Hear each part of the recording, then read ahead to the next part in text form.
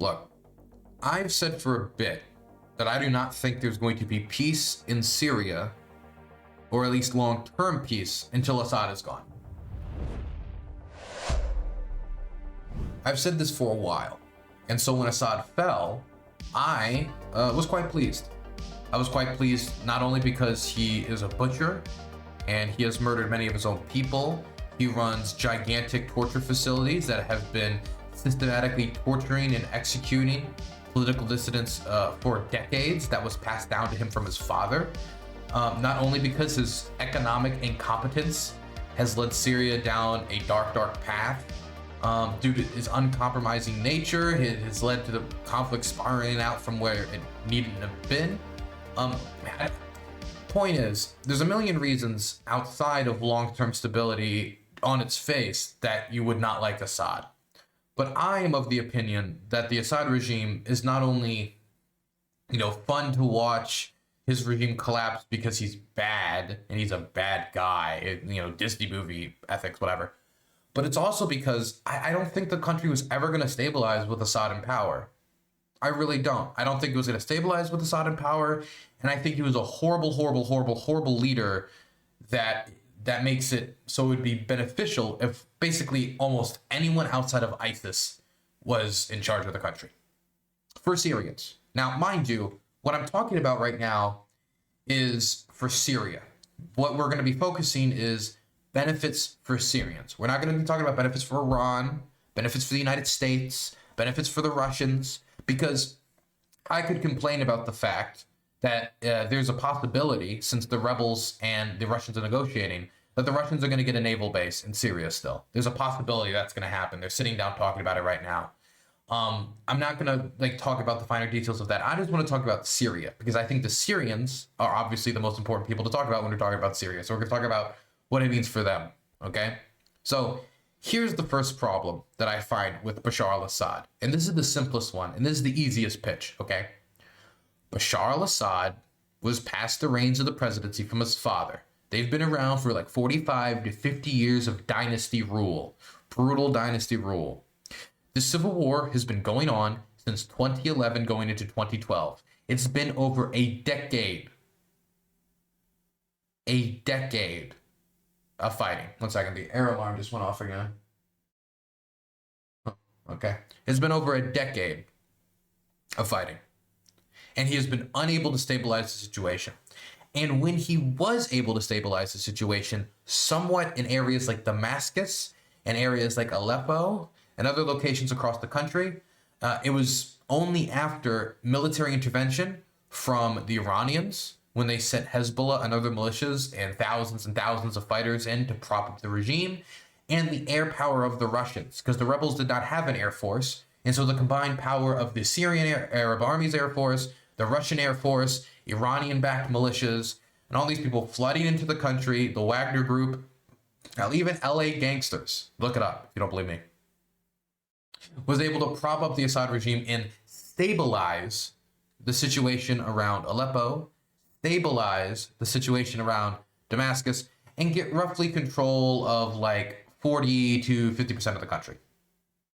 And by the way, 40 to 50% of the country is supposed to be talked about now as the wow, the Dead Sea, it's over. But it was only ever to control about, at the peak of his power since the Civil War, 50% of the country.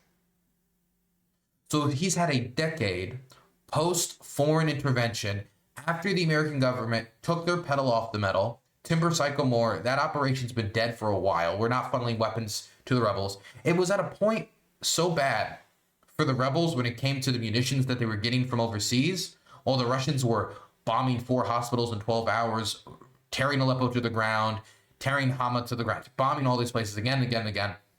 It was so bad at one point, and there was so little foreign aid coming into the rebels, that a single bullet cost like $4 in Syria for the rebels. It was an unsustainable resistance, and they hadn't built the infrastructure in Syria to produce their own arms, to produce their own guns, to produce their own stuff. So they had to be reliant on whatever they could capture from the regime, which they did get some equipment when members of the regime's army, the Syrian Arab Army, defected at the start of the revolution. But whatever they could get from outside. And once those like inflows stopped, the reason why Assad stabilized, did not even take everything, but just stabilized, is because most of the aid to the fighters in Syria stopped. Everything got more expensive for them. The Russians intervened, started bombing. Hezbollah came in, the Wagner Group came in, and they were able to get 50% of the country. If it was not because for Iranian intervention, if it was not for Russian intervention, and if it was not for that tap being shut off, Bashar al-Assad would have collapsed back in 2013, back in 2014. I cannot assert that with 100% certainty. Maybe, somebody else would have, maybe Muammar Gaddafi would have raised from the grave or whatever. But I think it would have collapsed back in 2014.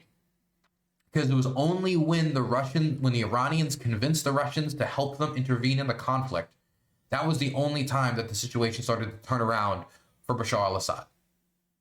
And once the spigot got turned off for the rebels, the situation only got worse. But even under those conditions, even though there were other Gulf powers that were still sending some support and stuff like that, even under those difficult conditions, the rebels were still able to hold on to Idlib, and the SDF, whose primary purpose was, at least from an American perspective, fighting ISIS, after the Syrian Arab Army abandoned them to ISIS advances to protect the coastline, like Latakia and other locations where the Assad regime holds its quote-unquote historic support base. Even under these conditions, 50% of the country. And since 2019, there has been very little movement. There's been very little changes of the territorial boundaries, and all of the changes that I have seen has been Turkish-sponsored operations against the SDF, Operation Olive Branch and Operation Peace Spring. So nothing that you could say would be big Assad offensives to take back this or take back that. There's been there's been fighting in that time period, on and off fighting, but no large-scale offensives. And so, to put it bluntly, Assad could not stabilize the country on his own. He could barely stabilize half the country with the Russians and the Iranians supporting him.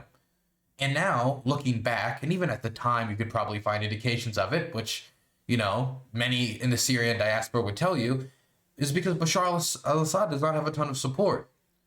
It's because Bashar al-Assad did not, when he got into office, he promised in the year 2000 that he'd take on corruption, and the 11 years before the revolution, he didn't. He did not challenge the power structures. The power structures of the old Ba'ath Party stayed in place. The problems of the father was passed down to the son, and the son, who talked like a reformer with his Desert Rose wife, did not reform. They did not change how they treated dissent and how they cracked down on journalists and arrested them and tortured them and executed them, or political opposition. They did not change the corruption. They did not challenge or try to upend the economic model to try to reduce income inequality in the country. They did not change how policing is done. And so if you want to open a business in Syria, you had to pay the Ba'ath Party. You had to pay a bribe. If you want to open a business, if you want to open a charity, if you want to do anything like that, you got to pay the Ba'ath Party. You want to criticize the government? Don't. You want to report on what the government did wrong? Don't.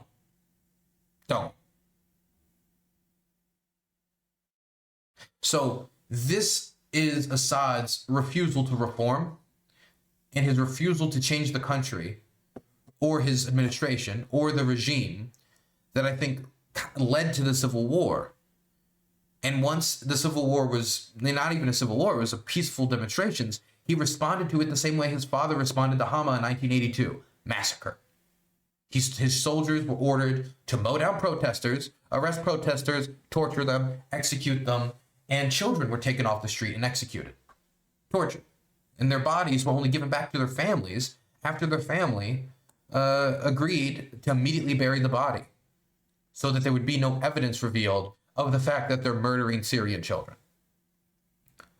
And at every turn, Bashar al-Assad was uncompromising. He was uncompromising on changing the corruption. He was and in fact, the corruption's only gotten worse.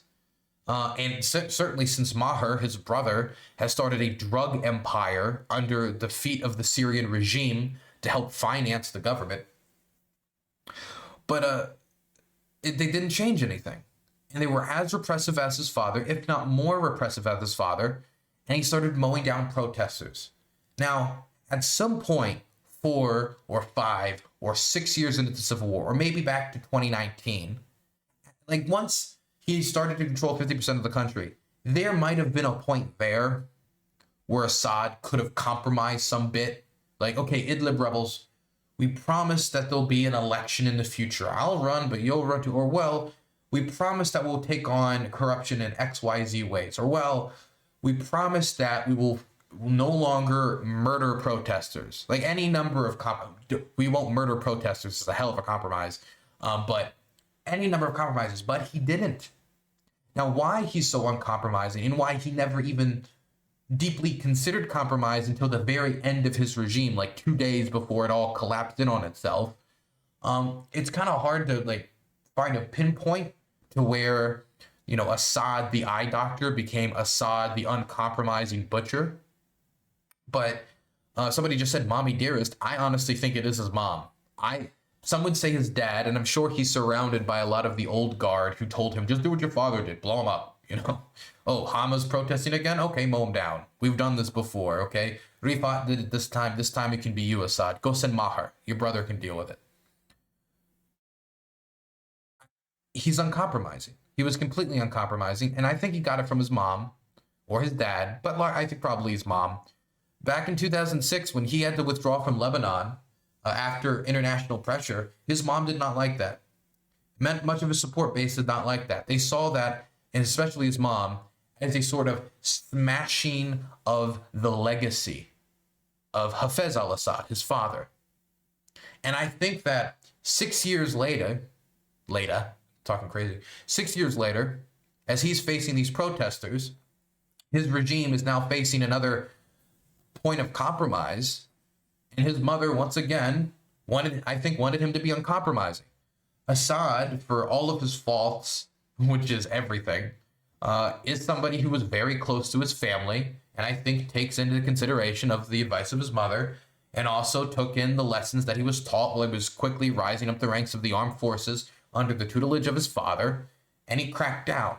And the thing he's learned after maybe watching the Arab Spring spread across the region, and after seeing what happened in 2006 in Lebanon, when he pulled out, is probably compromise leads to more conflict. Do not compromise, do not compromise, do not compromise. You let them take an inch, and then they will take a mile.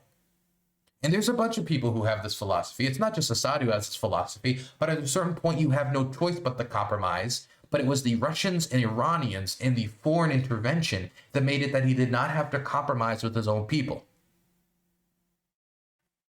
And so if Assad's not willing to compromise, what we're talking about is allowing a man to run 50% to, if he somehow, with increased Iranian and Russian support, take over everything, somebody who rules Syria, who runs prison torture factories, and I'm just going to call it a factory of horrors in Damascus and other locations across the country, disappearing people, torturing them forever, keeping them in this prison, detained, tortured, horrific conditions, murdering protesters, murdering journalists, assassinating political opposition, engaging in like horrid amounts of corruption. Look how many luxury cars was in his garage, okay? As much as the man, like, you know, likes a cheesy Kevin Hart movie, as you can see from his movie selection, we found a lot of weird things out about Bashar from all the footage coming in from his house. He duly slurped up every inch of corruption he could. And since he was unwilling to compromise, I do not think that he was ever going to be able to make the decisions necessary to unite Syria again. Maybe enough with foreign support to hold on to what he had captured, but not enough to take back Idlib. Not enough to take back everything across the Euphrates River. And hell, even with Russian support, it was Wagner who did the Qashqai offensive, and that ended in disaster for Wagner. They lost all of those boys, and I mean, the SDF lost nobody. The Americans lost nobody. We blew them up. And so I think the lesson that he took from the Arab Spring, from his mother, from 2006, from the Lebanon pullout, because he was told by the international community to pull his troops out of Lebanon, I think the lesson he found was no compromise. And in order to end this war and to end the violence, you either need total victory or compromise. And Assad was unable to get total victory even with foreign support. And so the only other option was compromise, which he was still unwilling to do. And he was willing to go from the age of his 50s into his late 60s, going into his 70s, with the civil war still raging and no view of compromise available. And let me be blunt with you guys. It's not like people didn't try to make him compromise. It's not like there weren't foreign leaders like Assad negotiate with the protesters. Assad negotiate with the rebels now. Assad negotiate with this group, that group. And he wouldn't. He wouldn't. Or if there was negotiations, it was for temporary like corridors to get troops out of this place or that place. Nothing that was directed towards a long-term settlement because he was uncompromising. And his people did not like him. And so if it was a government with foreign powers aimed against his people, unwilling to compromise, then you're at a standoff where you're moving nowhere. Which is why I was of the belief the Assad regime needed to come down. You needed to eliminate that factor before any compromise is possible between the different rebel groups like the SDF, Hayat al-Sham, Syrian National Army, now the Southern Rebellion, because it wasn't just Hayat al-Sham that took down the government. There was a huge rebellion in the south, which also shows that the situation in Assad-controlled territory was not particularly stable. People thought it was like stable since 2019, 2020, 2021. And by 2021, there was not much action in the south. But immediately, once Assad showed some blood in the water, the whole rotten edifice just collapsed in on itself. The whole regime just came tumbling down as if its foundations were burnt out from under it. There was no support base for him to call upon to stop the rebellion in the south, to stop the offensive on Aleppo, which fell in like 3 to 4 days, and then on Hama, and then eventually at the last stand at Homs.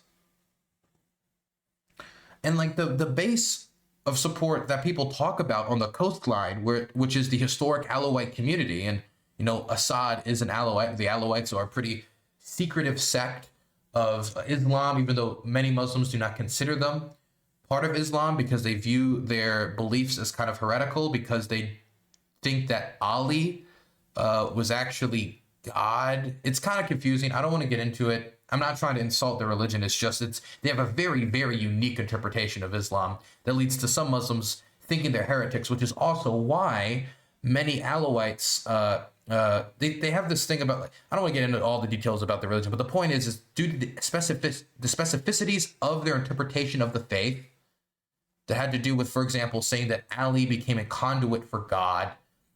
The last conduit for God. There were previous conduits for God as well as Muhammad being the messenger, but Ali was a conduit for God. Because of these beliefs, a lot of jihadi groups hate them. And that's part of where Assad supposedly got his support base from, was from the fact that, hey, because their beliefs are not accepted by the Salafists and the Islamists, they kind of have no choice but to support me, a fellow Alawite, who will at the very least make sure that the community doesn't get, retribution killings, is not massacred, is not brought down, is not, et cetera, et cetera. But then when the revolution happens, and we start seeing Assad supporter after Assad supporter changing their profile pictures to represent the colors of the green, black, and white, the colors of the revolution of the Free Syrian Army, we see in Latakia massive protests in favor of the Free Syrian Army. Massive protests in favor of the revolution. Massive protests against Bashar al-Assad in largely Alawite communities. Meaning that he didn't even necessarily have that big of support base there. And I would mean after 13 years of civil war, even you'd get sick of the guy, I guess. But the point is, he didn't even have that much of support base in the country, as much as people think. And it's maybe because, and I know this is crazy to think, but after murdering his own people, after his father murdered his own people, and it only gotten worse since his father, the corruption didn't go away, none of the promises he made at the start amounted to anything. The Desert Rose did not humble him in any way. After all these promises and all this corruption, all this drug peddling, that's watching their country turn into a giant drug cartel, All the bombing, all the hospitals being blown up, all the money that should be spent on reconstruction going to the family, going to Assad's cronies, with no end in sight and no compromise seemingly even possible. It could just be that they've just got fucking sick of the guy, or even I mean, of course, anybody that's getting murdered by him would be sick of him. But even if you're from a historic support base that's supposed to be supporting Assad, after 13 years, you'd be like, okay, if you weren't going to stabilize this in the first 10 years of fighting, you're not going to stabilize it in the next 10. Pretty simple logic in my mind. Like, very simple logic. So I think that after all the brutality, that there was just no way really for him to stabilize the country. And let's say that he did. Let's do an alternative history scenario, okay? Let's do it. And I'm not a big fan of doing these because there's so many different factors that you can't necessarily control for. But let's try it. Let's say Russia never invaded Ukraine. And they could, when the Assad regime was under pressure, decide to go send him more support. And let's say that not only did they send them more support after the rebels attacked Aleppo, let's say that they sent them so much support that they wanted to win the war outright. Now, obviously, that would come into confrontation with Turkey, which would come with its own barrel full of monkeys. They would have to confront, of course, the United States and the SDF. And the last time they did that at the Battle of Kasham, it did not end well for them. But let's be Magic Man. Let's say that all of this was overcame. All of this was overcame, and Assad just straight up conquered all of the Levant again, outside of the Golan Heights, because let's not be silly now. Then what? Is Assad going to stop the brutality now that he's won?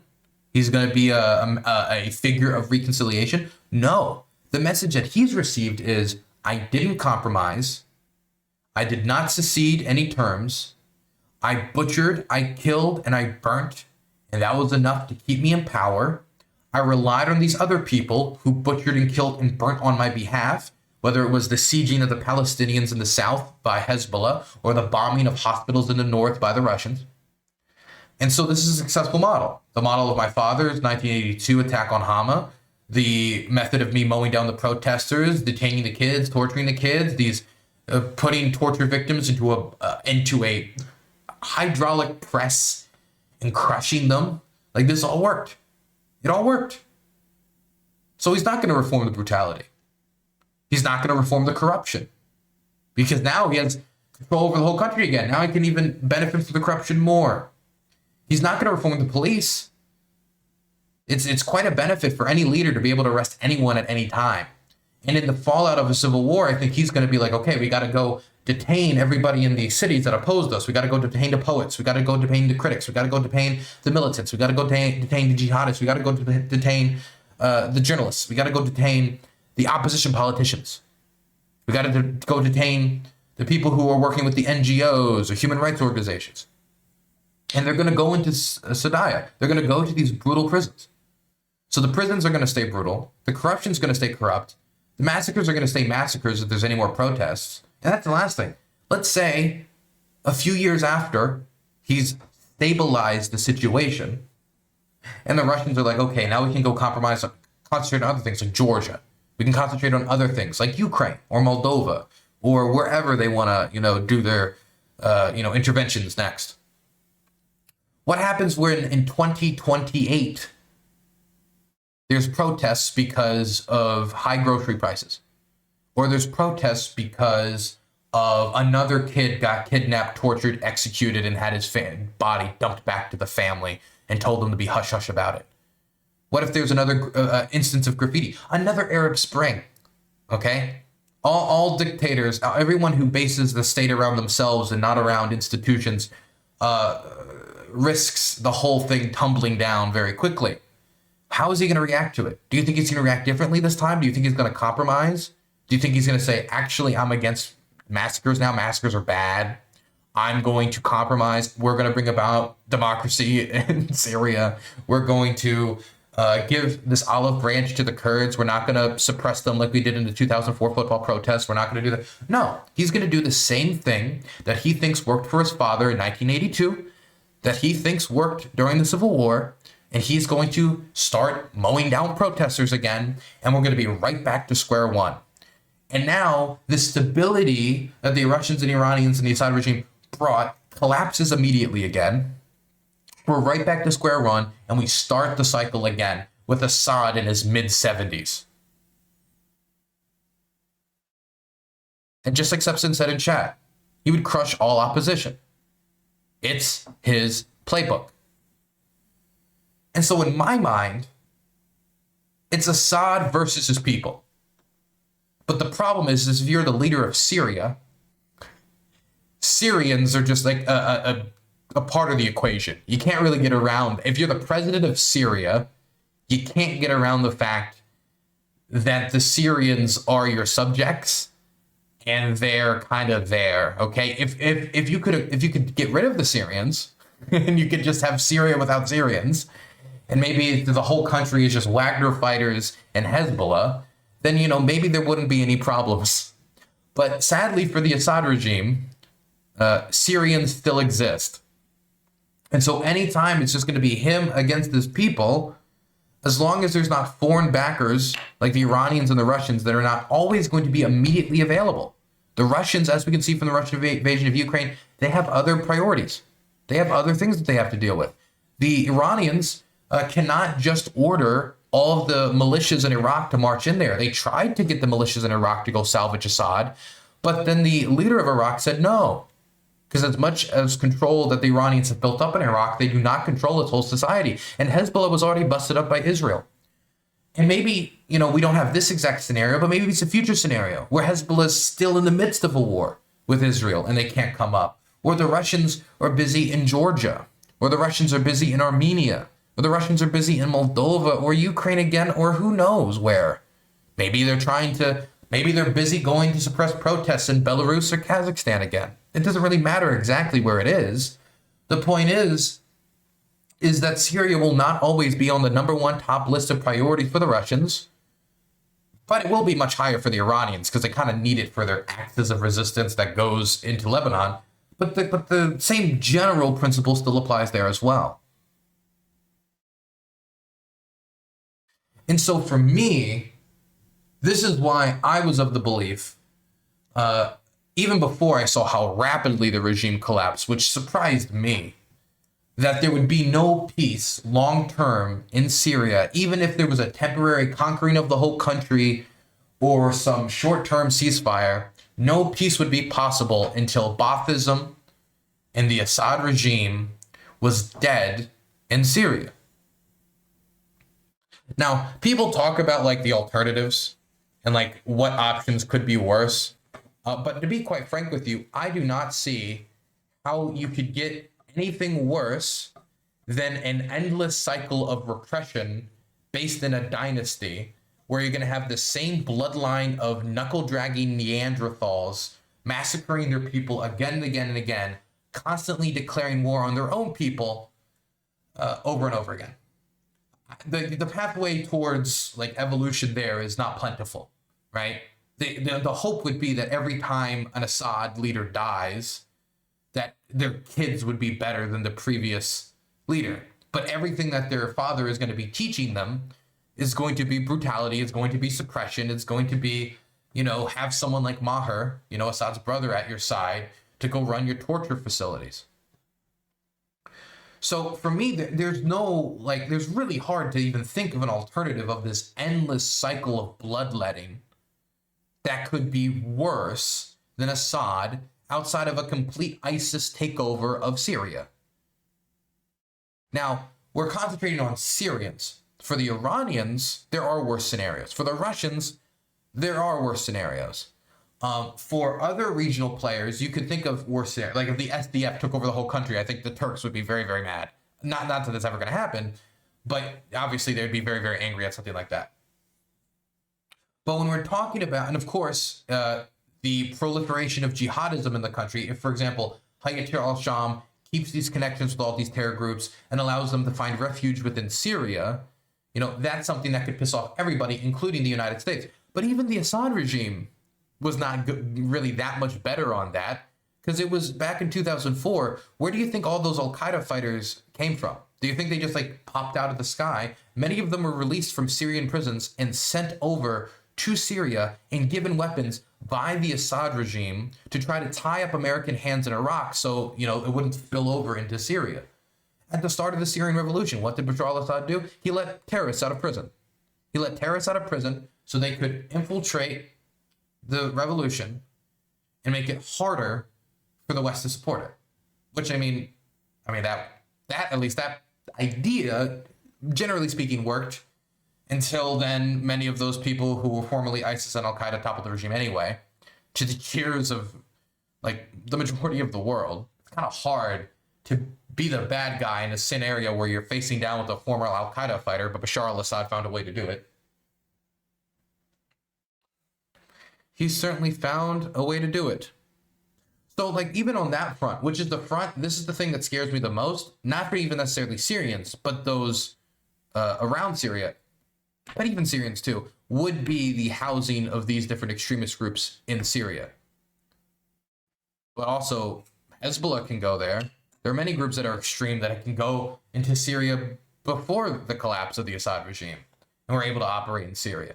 It's just like the terror groups that we don't like Al-Qaeda, Ras al-Din, which is the Syrian branch of Al-Qaeda, that scare us, which HTS currently has some conflict with, but also ties with is complicated.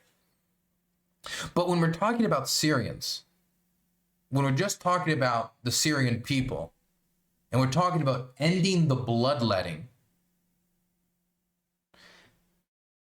there was no alternative to the destruction of the Assad regime. And I think that what we've seen over the last few weeks, despite the claims of many, like, you know, Aaron Mate, Max Blumenthal, whoever, the Assad regime was on extremely shaky foundations. And it seems like a ticking time bomb. For once its allies is distracted, the regime is weakened. And even when the allies aren't distracted, the regime could not take over all the land. And so in my mind, this is why I think the Assad regime collapsing is a good thing. Not only because he was a brute and a murderer who murdered his own people, and more than any other Syrian has ever murdered, more than ISIS, more than Al-Qaeda, more than Al-Nusra, more than any other organization.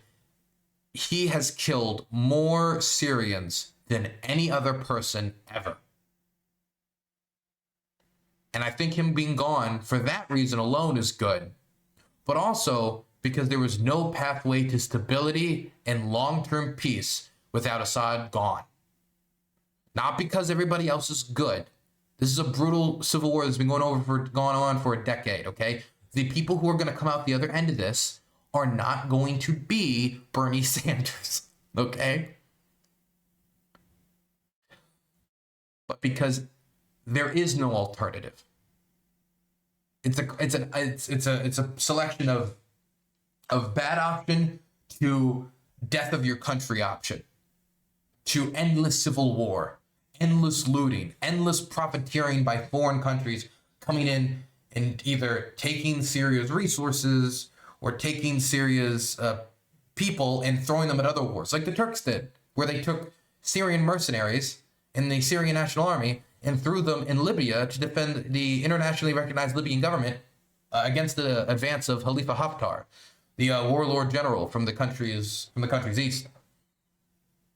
And so for me, I think the fall of the Assad regime was a good thing. And I'm not gonna like pull any punches on it, because see, a lot of people scared too, because they don't know what's gonna come next. But whatever comes next in Syria, I hope there's reconciliation. I hope that there's compromise. I've seen some signaling from HTS that we've all, of course, noted, where they're trying to moderate their image. And so far in the transition process, they've done some things to also moderate, where people will express discomfort about the flying of a certain flag next to the FSA flag, and then they take it down just to, you know, smooth it over. Not only because they want the people in Syria currently to accept them, and they don't want to spiral out of violence, they don't want to have big clashes, and now the Syrian civil war spirals out again, but also because many people want to come home to Syria. There are millions and millions and millions of people in the diaspora. And when people talk about Syrian refugees, people talk about Syrian refugees as like they're permanently in your country. But I would say the majority of Syrians are refugees, not because they wanted to leave and live in Germany. Even though I'm sure many of them could get economic opportunities in Germany, they have probably made friends and connections and have found, and over a decade, you can find a sort of home and community in a location. Most of them still want to go back to Syria. And we've already seen like a bus line is being started from Ankara all the way down to Damascus that people are going to use to get back in. The cars across the border are like back to back to back, bumper to bumper to bumper as people trying to get back into the country. There are many people across Europe that are packing their bags to go back home. If you want those people to come back, if you want the economic benefit that will come with them, if you want Syrians in Syria, you're going to have to find some way to compromise, find a settlement that makes them think that the violence could actually be coming to an end, the Assad regime is gone for good, and that they're going to be able to live in a country where they're not harassed by an authoritarian regime telling them how to live their day-to-day lives and detaining them because they decided to criticize the dear leader. But this gives a chance towards that. Are the odds good that we're going to get like some amazing liberalized democracy? Not particularly great, but before we had no odds to have anything else but an endless cycle of bloodletting. And so for a moment, the bleeding has slowed and there's light cracked out at the end of the tunnel when before it was nothing but 13 years of darkness. And that's why it's a good thing the Assad regime has fallen.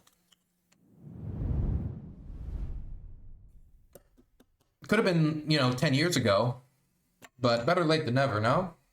Better late than never.